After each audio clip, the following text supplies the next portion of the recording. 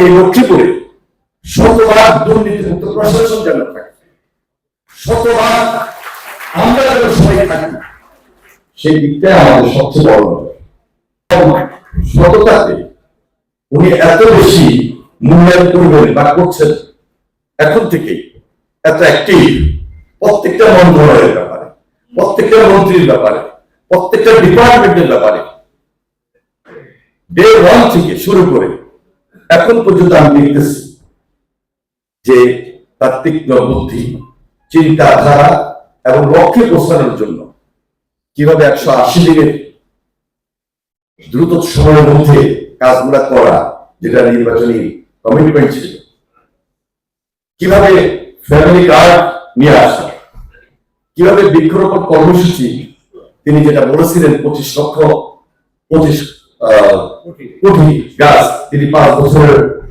সারা বাংলাদেশে লাগানোর ব্যবস্থা করবেন, উদ্যোগ নেবেন। তিনি বলেছিলেন যে 20,000 খাল খনন কর্মসূচি, 20,000 কিলোমিটার তিনি আগামী 5 বছর কিভাবে করবেন। এই কথাগুলো উনি ইতিমধ্যে আমাদেরকে স্মরণ করিয়ে দিয়েছেন।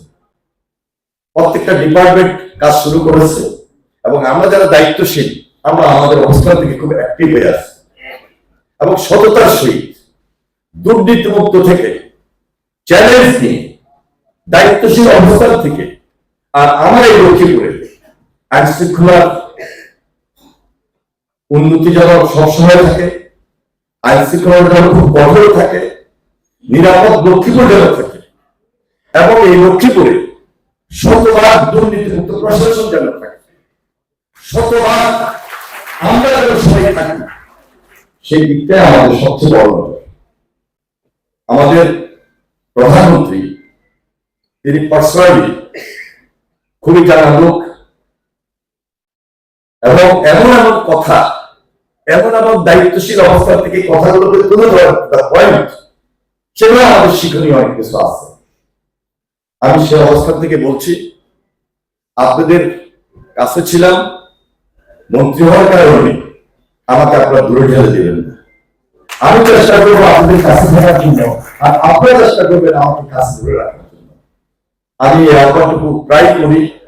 গত 3-4 দিন আমি লক্ষ্মীপুরের 2-3 দিন আমি লক্ষ্মীপুরে অনেকগুলো প্রোগ্রাম করেছি, গ্রামে গিয়েছি, গণসংযোগে আবার লেগেছি এবং আগামী 5 বছরে এই বিরোধী দলের সঙ্গে কিভাবে রাজনীতিটা করবো সেই হিসাব থেকে কাজ করছি এবং মানুষের পাশে পৌঁছানোর জন্য, মানুষের পাশে থাকার জন্য এবং লক্ষ্মীপুরের উন্নয়নের জন্য, শতভাগ উন্নয়ন আপনাদেরকে দেওয়ার জন্য সেই কাজগুলো আমি করবো।